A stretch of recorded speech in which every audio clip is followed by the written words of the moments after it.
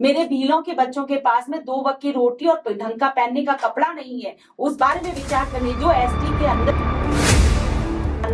अन्य लोग हैं, उनको अपनी स्वेच्छा से त्याग करना चाहिए और उन लोगों के लिए काम करना चाहिए जो एसटी के अंदर पिछड़ गए हैं।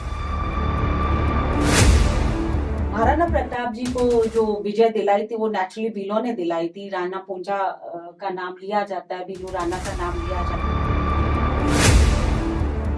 राणा पूंजा जो क्षत्रिय थे, सोलंकी थे। भीलों में भी सोलंकी है, जो भीनमाल में रहते हैं सारे वो सोलंकी लगाते हैं। जो राणा पूंजा थे वो सोलंकी राजपूत थे, क्षत्रिय थे। और यही पत्र लिखा जो पूर्व महाराणा रहे हैं मेवाड़ के, जिनके बेटे। मैंने आपको इसमें आपको क्लैरिफिकेशन दिया है कि जैसे पृथ्वीराज गुर्जर थे या राजपूत थे, मुद्दा है। राणा पूंजा भील थे या क्षत्रिय थे, मुद्दा वो था बिजली पानी रोजगार वाला। और हम कहाँ उलझ गए, इसी तरह सरकारें उलझाना चाह रही हैं। 2008 में आप एक बार से चुनाव लड़ी, 13 में नहीं लड़ी, 2018 में लड़ी, 23 में चुनाव आयोग ने आपको चुनाव लड़ने से वंचित कर दिया था। वहां जो भीनमाल में चुनाव लड़ते हैं कांग्रेस से समरजीत सिंह, जो इस बार विधायक, वो ये कहते हैं कि नंदा डगला मुझे हराने के लिए ही आती है। एक रेप हुआ था, एक बालिका का, सांचौर की बच्ची थी भीलों की, उसका एक बलात्कार केस हुआ था। वो जिस मेले में मैं गई थी वहीं पे मुझे ये सूचना मिली थी कि ऐसा हुआ है और वहां पे बड़ी समस्या है। उस समय भीलों का कोई संगठन उस बेल्ट में हुआ नहीं करता था, तो उनको आरक्षित होते हुए आरक्षण का लाभ वहां पे नहीं मिला और इसकी आवाज भी किसी ने उठाने की कोशिश नहीं की। मैंने की काफी समय, पर मेरी बात कभी सुनी नहीं गई राजनेताओं के द्वारा। ये हमेशा योद्धा रहे हैं।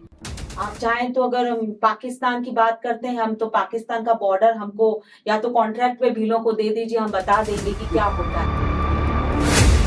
मैं समरजीत सिंह जी से कहना चाहूंगी कि आप ऐसा कह के मुझे ज्यादा पावरफुल बना। तलवारें नहीं खिंच गई आपस में उस जमाने में। भीनमाल की बात करो, कैसे मानते हो आप पूरा राम जी को? कैसा पर्सनालिटी आप मानते हो? वो चश्मे बिना बात नहीं करते, रात में भी 10 बजे बात करो तो भी चश्मा लगा के बात करते हैं, आई कांटेक्ट नहीं करते।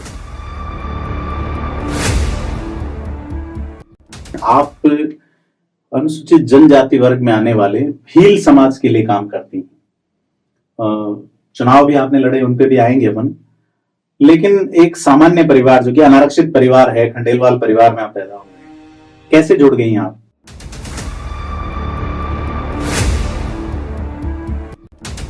भीनमाल डेवलप नहीं हो पाया तो बड़ी गलती किसकी, समरजीत सिंह की या पूरा राम की? नमस्कार, मैं प्रदीप हूं, आप थिंक 360 देख रहे हैं।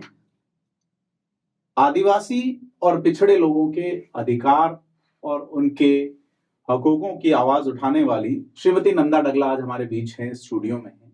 नंदा डगला, जिसे जालोर सिरोही में रहते हुए हमने आपका काम देखा, आपके संघर्ष को देखा, राजनीति में भी सक्रिय हैं, भारतीय जनता पार्टी की प्रदेश उपाध्यक्ष रही हैं, फिलहाल राष्ट्रीय कार्यकारिणी की सदस्य हैं और हरियाणा के महिला मोर्चा की प्रभारी हैं।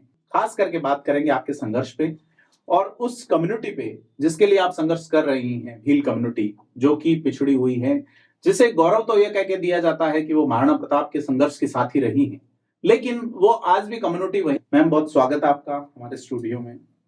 जानना चाहेंगे हरियाणा में क्या हो गया पहले तो, और क्या खेल मचा दिया, सीएम बदल दिया आपने? नहीं, ऐसा नहीं है। अभी हर बार मोदी जी चाहते हैं कि कोई सब लोगों को एक एक मौका मिले, तो इस बार हमारे सैनी समाज से नायब सैनी जी जो कुरुक्षेत्र के सांसद रहे, उनको बनाया है सीएम। आपके माध्यम से मैं उनको भी बधाई देना चाहूंगी इस चैनल के माध्यम से, और राजस्थान से कि नायब सैनी जी को बनाने के बाद में जो उत्साह और वहाँ है हरियाणा में, वो बना रहे, और उनको बहुत बहुत बधाई आज पदभार ग्रहण करने के लिए। जी, मुद्दे पे अपन लौटते हैं। आप अनुसूचित जनजाति वर्ग में आने वाले भील समाज के लिए काम करती हैं। चुनाव भी आपने लड़े, उन पे भी आएंगे अपन। लेकिन एक सामान्य परिवार जो कि अनारक्षित परिवार है, खंडेलवाल परिवार में आप पैदा हुए हैं, कैसे जुड़ गई आप उस कम्युनिटी से? मैं और मेरे पति प्रकाश चंद्र जी, हम दोनों माउंट आबू से रहते हैं। मैं वहाँ सोफिया माउंट आबू से बड़ी हुई हूँ और आबू रोड कॉलेज का रहा है हम दोनों का क्षेत्र। में आर्ट्स में थी और वो साइंस में थे। तो हम एक ही जगह का थे, इसलिए जान पहचान भी थी, और वहां पे ही हमारा जो ये अम, जान पहचान को हमने एक शादी का रूप दिया। और जी। अब तो आज तो तो 25 साल तलवारें नहीं खिंच गई आपस में उस जमाने में? 25 साल पहले जब ये थोड़ी बहुत तो समस्या तो आती है, और पर मुझे लगता है कि मैंने जिस व्यक्ति से शादी की थी उनका शायद हो सकता है सौम्य स्वभाव और सरलता भाग गई, और इसलिए सारा बैलेंस हो गया, और धैर्य के साथ में। पारिवारिक जीवन की शुरुआत करके आप एक सामाजिक जीवन को देखती हैं, जी। और फिर वहां से मिलती है कि इस समाज के लोग जो है, जैसा मैंने कहा, कहीं पीछे खड़े हैं, और वहां तक कोई उम्मीद की किरण नहीं जाती। मैंने शादी की तो मुझे ज्यादा भील समुदाय के बारे में जानकारी भी नहीं थी, और क्योंकि मैं एक कॉन्वेंट से और पढ़कर आई थी, और एजुकेशन ठीक ठाक था हमारा, तो इतना ज्यादा जानकारी नहीं रखती थी, मतलब जितनी थोड़ी बहुत किताबों से आती है। एक मेला होता है वहां पे बाबू जी का, उस मेले में मैं मेरे पति के साथ गई थी, पहली बार भील समुदाय के बीच में गई थी। और वहां पर एक किस्सा ऐसा हो गया था कि एक जाजम जो होती है उस पे महिलाओं को बैठने का अ, आज्ञा नहीं मिली जाती है, पंच पटेल उस होते हैं जमाने समाज, में उस जमाने में ऐसा होता था। तो मैं अनजाने में पंच पटेलों की जाजम पर चली गई, और वहां पर थोड़ा बहुत मैंने सोचा, एक मैं कॉन्वेंट से गई थी तो मुझे ऐसा लगता था कि मैं जैसी मॉडर्नाइज्ड हूँ वैसे सब होंगे, तो मुझे उस जाजम पे से उठा दिया गया, और मुझे ऐसा कहा गया कि महिलाओं का इस पे बैठना उचित नहीं होता है। उन्होंने मुझे नकारा उस समय एक महिला के तौर पे। तो मैं उसी दिन से मैंने एक प्रण लिया था कि जिस बाबूजी मंदिर पे मैं गई और महिलाओं का अस्तित्व कम दिखा है, मैं महिलाओं का अस्तित्व बनाऊंगी, और कुछ ही साल बाद उसी बाबूजी मंदिर की मैं अध्यक्ष बनी, उन्हीं पंच पटेलों के माध्यम से। जी, एक अक्सर ऐसे विरोध मामलों में ये होता है कि व्यक्ति उन्हीं लोगों के विरोध में आ जाता है, और आप उन्हीं लोगों के लिए काम करने लगे। पर मुझे ऐसे लगा कि मतलब वो बहुत ही सरल, सौम्य, भोले, और एक अपने कल्चर में जीने वाले भील समुदाय के बीच में जब मैं गई, तो उससे सबसे पहले मुझे इनके प्रति एक भाव भी था, और ये मेरा इच्छा भी थी कि जो मेरा एजुकेशन है या मेरी समझदारी है या मेरे में जो एक धैर्य के साथ कार्य करने का है, समाज सेवा का है, वो मेरा सबसे पहले ये चीज डेवलप हुई। एक रेप हुआ था, एक बालिका का, सांचौर की बच्ची थी भीलों की, उसका एक बलात्कार केस हुआ था। उस वो जिस मेले में मैं गई थी वहीं पे मुझे ये सूचना मिली थी कि ऐसा हुआ है, और वहां पे बड़ी समस्या है। उस समय भीलों का कोई संगठन उस बेल्ट में हुआ नहीं करता था। तो मुझे ऐसा लगा कि जो मैं एक एजुकेटेड लड़की के माध्यम से मुझे ऐसा लगा कि मुझे उनके लिए कुछ करना चाहिए, और मैं वहां मेले से ही तुरंत जालोर चली गई, और जालोर पे उस बच्ची के लिए मैंने भूख हड़ताल भी की, और रैली आंदोलन किए, और काफी, शायद उस समय आप भी वहीं थे, और उसके माध्यम से उस समय न तो मैं राजनीति कोई जानती थी, न सामाजिक कोई कार्य मैंने किया हुआ था, परंतु जिस तरीके से मैंने वहां पर वर्कआउट किया उस सांचौर की बच्ची के लिए, भीलों की जो बलात्कार हुआ था, उस समय मैं उनको समझने का भी मौका मिला भीलों को, और उनके साथ काम करने के बाद में मुझे ऐसा लगा कि मुझे आगे बढ़कर सब कुछ भूल कर अब इनके लिए ही मुझे कार्य करना है, और मैंने उन्होंने फिर मुझे वहां से ही अपनाना शुरू कर दिया था। जी, जालोर, सिरोही, बाड़मेर और जोधपुर संभाग का एक हिस्से में आप लगातार काम कर रहे हैं।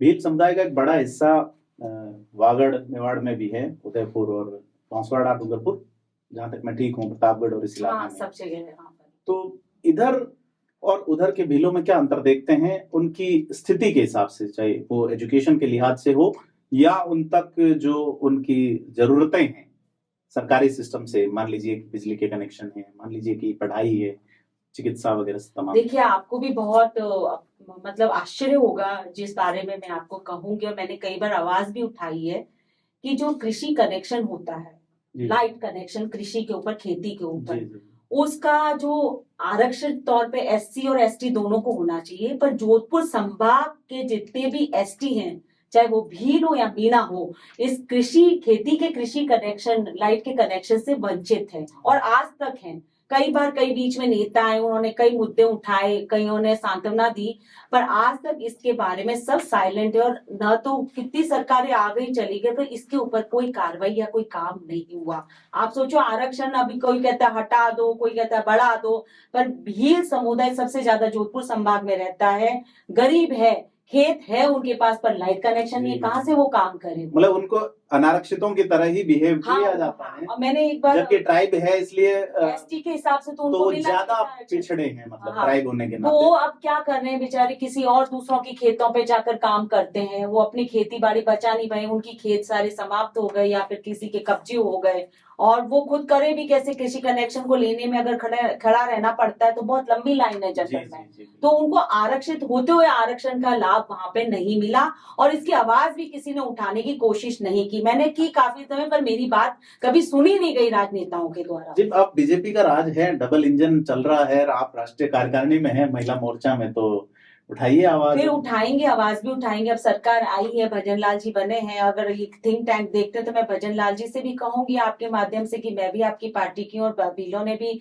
बिल्कुल दबाकर वोट दिए इस बार सरकार लाने के लिए, और आगे भी देखिए भील समुदाय निर्णायक रहता है कई सीटों पे, क्योंकि हर सीट पे भील है। जी, आप जो डिमांड कह रहे हैं वाकई में वाजिब बात है कि जी होनी चाहिए, जी आरक्षित हैं जी, दूसरी जगह मिल रहा है, यहाँ नहीं मिल यहाँ रहा, नहीं तो मिल ये रहा है। एक डिस्क्रिमिनेशन है। तो बीजेपी को कम से कम जो अभी सत्ता में है, जी, या कांग्रेस जो केंद्र की सत्ता में आने का ख्वाब देख रही है, तो इनको कम से कम इसे मैनिफेस्टो में शामिल करना चाहिए अपने, कि भाई हम अगर ये बिल्कुल लोकसभा करना चुनाव। भी चाहिए। और ये एक general, I think it is, ये डिमांड कोई बहुत बड़ी भी नहीं है, जी ये जी इनके क्षेत्र अधिकार में है। और मैं तो कहूंगी कि जितने भी एमएलए लड़के आए हैं उन लोगों को भी इन गरीबों को दिलाने की कोशिश करनी चाहिए। भील समुदाय हमेशा सच्चा रहा, ईमानदार रहा है, और हमेशा जहां एक तरफा वोटिंग करता है, उस वोटिंग को देखते हुए भी इन लोगों को ये इस मांग को वाजिब समझते हुए इसके ऊपर कार्रवाई करवानी चाहिए। चूंकि एसटी में रिजर्वेशन है, भील समाज को नौकरियों में ज्यादा नजर नहीं आते, जहां तक मैंने उस इलाके को देखा, खास करके जालोर, सिरोही, बाड़मेर, जोधपुर, जैसलमेर, पाली, वहां एजुकेशन नहीं है इस कम्युनिटी के पास। तो जब आप 10वीं पास ही नहीं हो रहे तो अब नौकरी कैसे लगेगी? आजकल तो मिनिमम योग्यता वो हो गई सरकारी नौकरियों में। तो क्या मानती हैं कि उनके उनके मन में सरकारी नौकरियों के प्रति एक भाव जगे? क्या शुरुआत करनी चाहिए सरकार को? शुरुआत ये है कि आपको भील रेजिमेंट बनाना चाहिए। इसकी भी मांग हम लोग काफी समय से उठाते रहे हैं। आप राणा पुंजा को मानते हैं, पूरा देश उनकी करता है।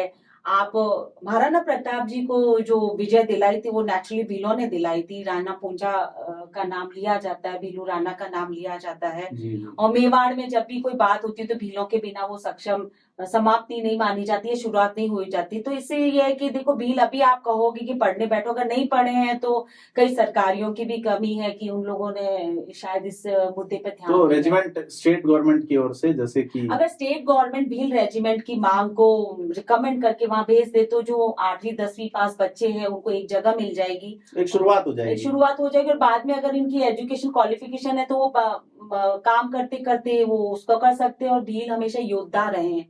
आप चाहें तो, अगर हम पाकिस्तान की बात करते हैं, हम तो पाकिस्तान का बॉर्डर हमको या तो कॉन्ट्रैक्ट पे भीलों को दे दीजिए, हम बता देंगे कि क्या होता है। जी जी बिल्कुल, कॉन्ट्रैक्ट में पाकिस्तान के पीछे पड़ोगे आप पूरा। नहीं बिल्कुल, वहाँ पहले स्थिति भी बहुत बुरी है बेचारों की। बाढ़ में अभी बहुत सारे भील पाकिस्तान में भी रहते हैं। कभी लोग, आपको पता है अभी जो शरणार्थी रह रहे उसमें जी। मैक्सिमम भील हैं जो वहां से आ गए हैं। जी, वो सीएए भी लागू हो गया तो जी। उनको भी उम्मीद है कि हमें उनको यहाँ आने का मौका मिलेगा। वैसे भी जो भील वहां रहते हैं उनका भी संपर्क जब होता है तो वो यही कहते हैं कि हम लोग आज भी हिंदुस्तान हमारे दिलों में बसता है। और आपको एक और बात बता दूं कि बाड़मेर में जब ये जो बीएसएफ नहीं हुआ करती थी, वहां पर राजपूत और भील मिलके ही उस बॉर्डर की संरक्षण करते थे। आप लोगों ने भी कई कहानियां उसके बारे में जी पढ़ी जी होंगी। बिल्कुल। और करना भील के बारे में भी आपने सुना जी जी होगा। तो जी। ये लोग सब बहुत योद्धा लोग थे जिन्होंने हमेशा रक्षा की है। तो मेरे हिसाब से भील रेजिमेंट अगर योद्धाओं को मिलता है, बनाते हैं, तो शायद देश की सुरक्षा में भी बहुत बड़ा योगदान भीलों का जी, होगा। राणा पुंजा का आपने उल्लेख किया, उनके वंशज हमें मिले थे। जी और उन समय राजपूत समाज का यह दावा है कि राणा पुंजा जो है वो क्षत्रिय थे, सोलंकी थे, पानरवा वंश सुरक्षा उनका जो है, और जातीय सिस्टम के तहत कि साहब उनको भीलों का भील बता के, जबकि वो भीलों के राणा थे, ऐसा उनका परीक्षित सिंह जो मिले थे उनका ये दावा था। और उनके पास कुछ प्रूव्ड डॉक्यूमेंट भी है। जो मेवाड़ के महाराणा हैं, जो अष्टवाल महाराणा जो है, जो पूर्व महाराणा जो सांसद रह चुके हैं भाजपा से, वो भी ये कह चुके हैं कि जातियों में न बांटे और जाति के लिहाज से यह सोलंकी हैं। तो ये एक कंट्रोवर्सी क्यों खड़ी होती है? आप ये सीधे तौर पे मैं देखिए। अभी अगर आप लोग सोशियोलॉजी अगर पढ़ी हो तो मैं आपको ये सोलंकी वाली जो बात है उसे कहती हूँ कि अपने यहाँ पर एक तो नख चलता है भीलों में, जी जी जैसे सोलंकी, आपके राठौड़, जी जी सिसोदिया, ये होते नख। नख के अंडर में आती हैं गोत्रे। जी जैसे राठौड़ के अंदर डगला आते हैं, जैसे बाबूजी हैं वो राठौड़ थे, जी जी हम डगला है तो हम राठौड़ों को भी उनको बाबूजी जी को जी मानते जी हैं। बिल्कुल। तो ये सोलंग ये जो है कहीं कहीं ना कहीं मतलब ये स्टडी आगे करने जाके में कहीं चीजें हाँ मिल ये जाती है हैं। मिल जाती है। कहीं ऐसा तो नहीं है कि सरकारें जो अपन पहले बात कर रहे हैं बिजली की, रोजगार की, उनकी बात नहीं करो इसलिए आप उलझ रहे हैं कि सोलंकी थे एक भील थे। अब देखो ये ऐसा तो नहीं है कि भाई भाई सोलंकी एक नख थे और उस नख के अंदर भील एक कम्युनिटी होती है। सोलंकी मैं आपको ये तो समझा रही कि जी। आप सोशियोलॉजी पढ़िए। सोलंकी एक नख होता है, जैसे डगला है वो राठौड़ में आते हैं, उस नख के अंदर एक गोत्र होती है। जी। कोई बड़ा कोई ब्राह्मण, जो ब्राह्मण मतलब विद्वान कोई हो तो ये बता सकता है,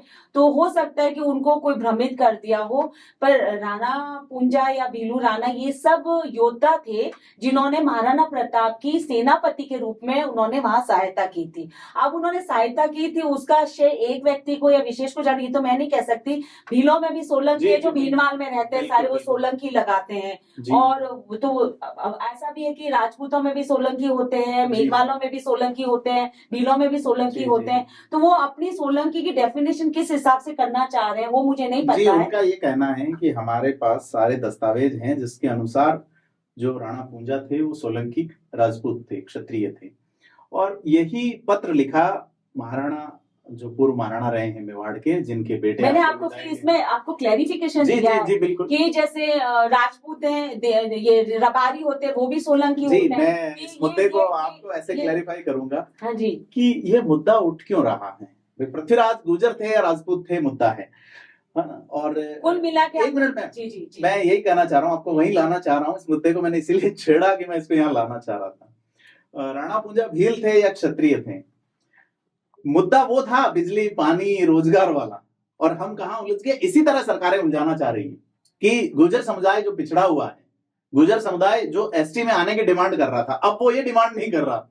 अब वो इन चरित्रों को कौन क्या थे ये तो हिस्ट्री या वो लोग तय करें। इसके लिए मैं सबको कहना चाहूंगी कि जो हमारे योद्धा पुराने लड़े ना, उनको जातिगत रूप देने के बजाय उनको अपना शूरवीर, अपना जातिगत से ऊपर उठ के उन्होंने जी, लड़ाई जी। लड़ी। उन्होंने जाति के हिसाब से नहीं लड़ी। अगर वो जाति के हिसाब से लड़ते राणा कुंजा और तो महाराणा प्रताप का साथ नहीं देते जी वो। जी बिल्कुल। उन्होंने देश को प्रथम रखा। महाराणा प्रताप ने कभी भी एक धर्म को मतलब मानते हुए उन्होंने लड़ाई लड़ी, तो सबने योद्धा। तो ये राजा राणा पूंजा हो मैं चाहे ये कह महाराणा रहा हूँ, प्रताप, ये मुद्दा सब जाति आज के ऊपर है। टाइम में पार्टियां जो कर रही हैं या पार्टियों के पीछे चल रहे संगठन जो कर रहे हैं, क्या यही खेल है कि हम रोजगार की बात कर रहे थे इतनी देर पहले, हम बात कर रहे थे बिजली पानी कनेक्शन की, और हम कहाँ उलझ गए। यही हो रहा है कम्युनिटी में। तो इसको मैं चाहूंगा कि वाकई में ये चीज आपने जो कही कि इनको कृषि का कनेक्शन नहीं मिल रहा जी। तो यह पूरे राजस्थान में अगर आप एससी को दे रहे हैं और पूरे राजस्थान बाकी जगह एसटी को दे रहे हैं, हाँ तो जोधपुर संभाग में एसटी क्यों पिछड़ा रहे जबकि उनकी स्थिति बहुत बुरी है। जी। और चूंकि 8वीं तक पढ़ते हैं, 5वीं तक पढ़ते हैं, उनके लिए अगर इस तरह का आरएससी में आप बटालियन आज या आज भाई साहब हम बात करते हैं चंद्रमा पे पहुंचने की, मेरे भील के बच्चे पास स्कूल में नहीं पहुंच पाए जी। और आप कहते हैं कि उनको कम्पीट करना चाहिए जिस समुदाय से जो आज आईएएस कलेक्टर है, जिनकी शादियों में 1.5 2 करोड़ खर्च होता है और भीलों को 2 वक्त की रोटी नहीं मिल रही। तो ऐसा नहीं कि एसटी में भी एक हायरार्की सिस्टम डेवलप हो गया? बिल्कुल हुआ है ये, और इसका डिफरेंशिएट अगर कोई कर ये सकता ओबीसी और एससी में भी है। हाँ उसमें भी है कि एक जाति समुदाय आगे बढ़ गया और बाकी तो सब रोहिणी कमीशन की सिफारिशें जो अभी लागू हो रही है ओबीसी के लिए कि भाई आप तय कीजिए कि जिनको लाभ मिल गया, कम से कम रिव्यू तो हो। बिल्कुल होना चाहिए, रिव्यू होना चाहिए। और एसटी के अंदर इसके साथ से शहरिया को देख लीजिए, वो भी बहुत पिछड़ गए। भीलों के साथ साथ मैंने शहरियों की परिस्थिति जाके देखी है वहां पर, जिनकी माताओं का जो 12 के अंदर आप देखिए, मतलब दयनीय स्थिति है जिसको हम विचार करेंगे। मैं एक राजनीतिक पद पे हूँ तो ज्यादा आपको कहूंगी तो आपको लगेगा कि पॉलिटिकल हो रहा है सारा मामला, परंतु अगर इस देश को बढ़ना है तो सारी जातियों के साथ बढ़ना पड़ेगा। और जो 0 नंबर पे जातियां हैं, जिन जाति एसटी और एससी और ओबीसी में जिन जातियों को मिल गया है रिजर्वेशन रिजर्वेशन का फायदा उनको स्वेच्छा से जिनको नहीं मिला उनके लिए बात करनी चाहिए। नेता, उनके बड़े बड़े नेता हैं ऐसे जो दिल्ली जाकर सारी बातें करते हैं, परंतु उन्हीं की जाति के अंदर जो पिछड़ गए उनके बारे में वो लोग कोई बात नहीं करते हैं। तो मैं आपके चैनल के माध्यम से कहना चाहूंगी, एससी में भी कई ऐसी जातियां हैं जो बहुत पीछे मैं यहाँ तो गैस सिलेंडर की सब्सिडी नहीं छोड़ रहे लोग, कैसे रिजर्वेशन छोड़ देंगे? हाँ, मैं कह रही हूँ जब उनके पास में आटा ही नहीं है तो चूल्हे की क्या जरूरत पड़ेगी? आप बताइए भाई साहब। चूल्हा तो उसको चाहिए जिसके आटा और सब्जी होगी उसको जला बनाने के लिए चाहिए।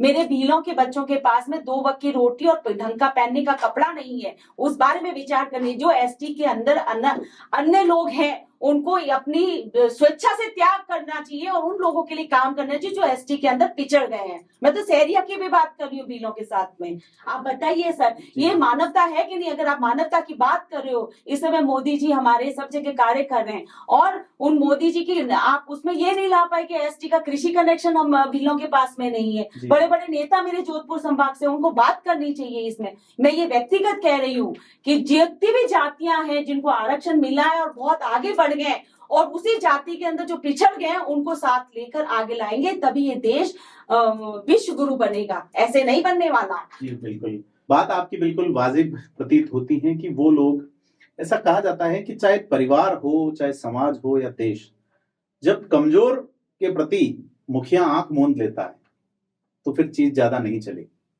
तो इस समाज में भी जो लोग सक्षम हो गए और अपने कमजोर भाइयों को पीछे छोड़ देंगे, तो फिर वो, आपका कहने का शायद मंतव्य यही है कि जो सक्षम है और मिल बैठ के ऐसे छीनने झपटी से नहीं, वो खुद करें इस बात जी को। जी, तो तमाम समाजों में, व्यवस्थाओं में, चूंकि बात आपकी वाजिब है, लेकिन चूंकि आप एक पॉलिटिकल व्यक्तित्व हैं तो लोग उसमें कंट्रोवर्सी भी ढूंढ सकते हैं। नहीं, मैं पॉलिटिक्स से हटकर आपसे बात कर रही हूँ क्योंकि मैं तो आप लोगों के बीच गई, आपने उनका पीड़ा देखा है। एक और बात जो अपन से अधूरी रह गई है कि जो जोधपुर संभाग के जितना एसटी का बेल्ट है उनको टीएसपी का हक नहीं मिला। टीएसपी के हक अलग होते हैं, जो उदयपुर संभाग के एसटी ट्राइबल को पूरा मिला है।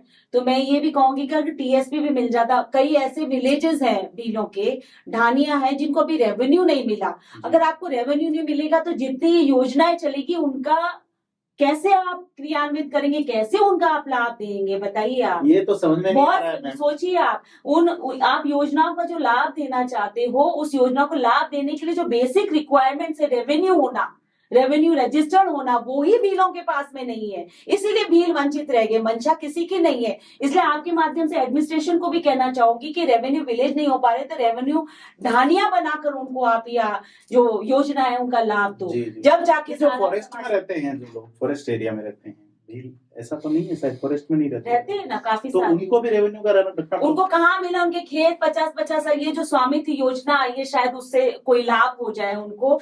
50-50 साल से उनकी पीढ़ियां खप गई, अब उनको निकालने के नए नियम आएंगे तो वो बेघर हो जाएंगे। उसके बारे में भी विचार करना चाहिए क्योंकि भील अधिकतर ज्यादातर फॉरेस्ट में ही रहे और वहां पर वो उस हिसाब से रहते रहे कि उनको कोई कागज तो उनके पास था नहीं। अब कागजों की जब जरूरत पड़ रही है, नियम कानून नए आ रहे हैं तो उसमें पड़ेगी। तो इसलिए भीलों का ये भी ख्याल रखना चाहिए, कोई ओरन में बैठे हैं, कोई ऐसी जमीन में बैठे हैं जो गायों के लिए है, अपनी गौ सेवा के लिए है, उन्होंने जाने अनजाने में वो बैठे, या फिर गाँव में उनको रहने नहीं दिया, इसलिए वो बेचारे छोड़ के बाहर चले गए और वो सारी जमीन मुख्य धारा से कट गए वो। इसलिए मुख्य धारा में लाने के लिए उनकी जो बेसिक रिक्वायरमेंट है, रोटी, कपड़ा, मकान और सेवा के लिए नौकरी, ये सब चीज होना बहुत जरूरी है। मैं आपके चैनल के माध्यम से ये कहना चाहूंगी कि भील समुदाय की मैंने इसलिए बात कर रही हूँ क्योंकि मैं उनके बीच में ज्यादा रही। हो सकता है ओबीसी में कुछ समुदाय ऐसे जो पिछड़ गया हो, उनके लिए भी कार्य। जनरल में पाहुआ जाती है, भीख मांगते हैं, वो अभी तक आरक्षण, मैंने भीलमान में देखा है उनको, पाहुआ को बहुत ही दयनीय स्थिति में है और उनकी जो मानसिकता भी है उन पाहुआ भाइयों की, वो भी इतनी कमजोर हो गई कि उनको मुख्य धारा में लाने में बहुत समय लगेगा। जी, अभी तक तो उनको किसी तरह का रिजर्वेशन नहीं मिला, वो अनारक्षित हैं वो लोग। बिल्कुल, गोपा जाति को आप देखिए, बहरूपिया को देखिए, बहुत सारी जातियां जो कहीं पिछड़ गई। बहरूपिया तो मतलब आप समझिए कि बिल्कुल जीरो पे चले गए, अब दे आर नॉट, लुप्त होती हुई ये प्रजातियां हैं, उनको भी काफी होना चाहिए। मैं यही तो कहा ना कि हर वर्ग विशेष में जो पिछड़ गया है जो बैक रह गया है। जी। मैं भीलों में गई तो मैंने भील समुदाय की ज्यादा बात करी, बाकी कोई उनको अपने साथ चलने वाले साथी अगर जी। पिछड़ गए या हमारे पूर्वजों के कभी अभिन्न अंग रहे पिछड़ गए, जी। राणा बाबूजी राठौड़ की जिन्होंने बात बाबूजी, की, हाँ, उनके चांदा और डेमा तो चांदा और ढेबा की बात हम हाँ करते ना, हैं, तो बहुत वो कम उनके करते साथी थे, हैं। जी जी जी उनके साथ लड़े, जी। उनके साथ रहे। अब वो पिछड़ रहे हैं तो सारी कम्युनिटी का दायित्व तो बनता है कि साथ हाँ, लेके हम चल सब रहे हैं। मतलब हम सब मिलके चलेंगे और हम सब एक दूसरे का योगदान देंगे तो ही देश की प्रगति होगी, ऐसे नहीं। आपने पढ़ रहे हैं 2008 में आप जी। भीनमाल से चुनाव लड़ी, 13 में नहीं लड़ी, 2018 में लड़ी, 23 में चुनाव आयोग ने आपको चुनाव लड़ने से वंचित कर दिया जी था। जी वहां जो भीनमाल में चुनाव लड़ते हैं कांग्रेस से समरजीत सिंह, जो इस बार जी विधायक जी हैं, जी। वो ये कहते हैं कि नंदा डगला मुझे हराने के लिए ही आती है। जब मैं खड़ा होता हूँ, 13 में वो खड़े नहीं हुए थे जी, तो उनका ये आरोप है जी सीधा जी सा। जी। मैं समरजीत सिंह जी से कहना चाहूंगी कि आप ऐसा कह के मुझे ज्यादा पावरफुल बना रहे हैं। क्या हो सकता है आप वो आपका ख्याल करते हाँ, हो। मेरा एज अ सिस्टर उनसे कहना चाहूंगी कि कभी भी मैंने हमेशा उनका सम्मान किया है। मैं उन्होंने सार्वजनिक बयान कभी नहीं दिया, ये मैं पर अपोज मैं करूंगा। पॉलिटिकल मैंने 2008 में देखिए, हर आदमी जब पॉलिटिक्स में आता है तो अपना अस्तित्व बनाता है, क्योंकि मैंने भीनमाल में ज्यादा काम किया तो वहां जी। पे भीलों की संख्या ज्यादा थी, तो मैंने वहां से चुनाव लड़ने का तय किया। जी। और मैंने कभी भी किसी नेता के इन्फ्लुएंस में मैं कभी नहीं आई। 2013 में थी तो मुझे वसुंधरा जी ने भाजपा में ले लिया था और मैं प्रदेश उपाध्यक्ष थी उस समय, और मैं पूरा राम जी के प्रचार के लिए गई थी, पुनासा, फागोत्रा, बागोड़ा, ये सब जगह गई थी। और उसके बाद में 2008 में मैं अस्तित्व के हिसाब से मुझे भील समाज ने लड़ाया था। हमारे पास कोई फंड तो था नहीं, और जो भी भीलों के पास में था, किसी ने गेहूं दे दिया, किसी ने मुझे टेंट लाके दे दिया, किसी ने तेल लाके दिया, मैंने ऐसे चुनाव लड़ा था। गाड़ी मेरे पास थी नहीं, तो फागोत्रा के एक रबारी थे, उन्होंने अपनी गाड़ी मेरे को फ्री ऑफ कॉस्ट में दी थी कि आप इस गाड़ी से प्रचार करेंगे। मैं आज भी उनका राखी बांधने जाती हूँ, और मेरे को कईयों ने बहन भी बनाया, सिस्टर भी बनाया। एक मेरा ऑरा था जिस वजह से लोगों ने मुझे पसंद भी किया, और शायद मैं वहां की अगर एमएलए होती तो भीनमाल की काया पलट देती। एजुकेटेड भी थी। और एमएलए तो लगातार बुरा राम रहे हैं जिनके लिए आप प्रचार कर रहे थे। मैं पहले 2008 में लड़ी, जब निर्दलीय लड़ी थी, और एक बार मैं आम आदमी पार्टी से आम आदमी पार्टी दी थी, तो न तो मैं उनकी ऑफिस गई थी, मेरा निर्दलीय फॉर्म भर रही थी, तो उन्हीं का कोई कैंडिडेट आया था कि आपका ये लगा दीजिए पर्चा, तो मैं ज्यादा उस समय समझ नहीं पाई थी। पर न तो मैंने पार्टी ज्वाइन करी थी न मैं कभी उन लोगों से मिली, और न कभी मैंने कोई मीटिंग करी, न कभी कोई पद लिया, न मैं उनकी सदस्य रही। मैं जब आप पार्टी से चुनाव लड़ी तो मैं आप पार्टी की सदस्य भी नहीं थी, और मैंने अपने अस्तित्व के लिए चुनाव लड़ा था। भील समाज को ये आरक्षण, जो मैं बातें कह रही हूँ ना कि ये चीजें उनको नहीं मिली, इन चीजों को हाईलाइट करने के लिए चुनाव लड़ा था, ना कि किसी व्यक्ति विशेष को। 2013 में गई तो मैं तो पूरा राम जी को जिताने गई थी, तो वो खुले में लड़ा उसका था मुझे। जब तो इसीलिए कांग्रेस को खास करके लगता है, कांग्रेस जब भी वहां चुनाव लड़ती रही है, वो इसलिए कि कांग्रेस बपोती समझती थी, भीलों का अपना वोट बैंक समझती थी, वो वोट बैंक उनका किस इस बार आप नहीं लड़ी तो जीती। इस बार जीती कांग्रेस, जीती होगी तो पूरा राम जी के कोई 1000 वोट से ही हारे हैं वो। हाँ, वो ज्यादा तो आप वहाँ होती है उनके पक्ष में तो शायद नहीं, मैं पार्टी की थी, पर मैं ना, मेरे को जो चुनाव के दायित्व मिले हुए थे, मैं काशी की चुनाव की प्रभारी थी, मैं वहां पर। भीनमाल की बात करो, कैसे मानते हो आप पूरा राम जी को? कैसा पर्सनालिटी आप मानते हो? वो चश्मे बिना बात नहीं करते, रात में भी 10 बजे बात करो तो भी चश्मा लगा के बात करते हैं, आई कांटेक्ट नहीं करते। देखिए, चश्मा तो उतार के देखना पड़ेगा कि वो ऐसा क्यों करते हैं, मैंने तो कभी देखा नहीं। और पूरा राम जी का तो देखिए, मेरे से भी पहले वो वहां लड़ते आए, मैं बहुत बात। बीजेपी में पूरे राजस्थान में एकमात्र उदाहरण ऐसा है कि 7 बार लगातार उसी व्यक्ति को उसी इलाके से टिकट दी जा रही है। भैरव सिंह शेखावत ने भी कई सीटें चेंज की थी। तो आप एक बताइए, मेरे को ब्लेम कर रहे, तो मेरे से पहले वो जीत रहे थे, पर मैं ये कह रहा हूँ भीनमाल का डेवलपमेंट नहीं हुआ। समरजीत सिंह जी मेरे से पहले भी तो हारे हैं। समरजीत सिंह तीसरी बार 2008 के पहले भी तो हारे। मैं अपन भीनमाल पे आ रहे हैं। हाँ। भीनमाल में पूरा राम 4 बार एमएलए रहे, 20 साल वो विधायक रहे। जी जी, ठीक है, और 3 बार हारे हैं। जी जी। भीनमाल डेवलप नहीं हो पाया, तो बड़ी गलती किसकी, समरजीत सिंह की या पूरा राम की? क्योंकि पहले बीच में एक प्रेम सिंह दैया का दौर आया, इससे पहले 3 बार समरजीत सिंह जी के फादर एमएलए रहे, समरजीत सिंह जी। फिर कंटिन्यू बीजेपी। तो कौन जिम्मेदार है बीजेपी कांग्रेस से हट के, आप बताइए, पूरा राम या समरजीत सिंह? नहीं, देखिए, दोनों बराबर ही रहे एमएलए, तो उनके परिवार भी रहा और वो भी रहा, इसलिए दोनों की तो एक दासपा का भांजा है और एक दासपा का बेटा है। नहीं, मैं दोनों ही रहे ना, दोनों की फैमिली रही ना। तो मैं, आप सोचिए कि समरजीत सिंह जी जब पहले लड़े, जब तो मैं नहीं थी, तभी तो वो हारे। जी जी। है ना, वो मेरे को दोष अगर मानते हैं तो मैं नहीं समझ हाँ, मतलब कांग्रेस ये कहती है हाँ, खास करके। जी। तो खैर, आप इस बार इलेक्शन कमीशन ने आपको चुनाव लड़ने से मना क्यों कर दिया, क्या कारण रहा? उनका कहना था कि कोई कागज जमा नहीं हुए, जबकि मेरे पास कोई नोटिस आया नहीं, ना नोटिफिकेशन मुझे बिना मिला। उसके आपकी हाँ, सुनाई ऐसा कुछ सूचना मेरे को थी नहीं। अगर होता तो मैं तो इससे पहले चुनाव लड़ी थी, जब तो मेरे को बैन नहीं किया था, उससे पहले मैंने कागज सारे जमा थे। पर इस बार समरजीत सिंह जी का अस्तित्व था, और हो सकता है उन्होंने कोई खेल खेला हो। नहीं नहीं, ये भी हो सिंह के सकता है, अस्तित्व क्योंकि तो वो चुनाव आयोग में तो मैम भाजपा का चलता है, नहीं, केंद्रीय चुनाव कांग्रेस आयोग। थी ना, सरकार तो ना सरकार ना, केंद्रीय चुनाव आयोग नहीं, तो- केंद्र से नहीं, ये सारे इनके सरकार रहती है। नोटिस तो अभी बैन तो अभी किया इनकी सरकार ने, अच्छा, इसी अच्छा। समय बैन तो अभी तो आप बैन, हाँ, अभी तो मैं लड़ सकती हूँ चुनाव। तो ऐसा लोकसभा लड़ाएंगे आप? भीलों की स्थिति बुरी है, लड़ लो आप चुनाव।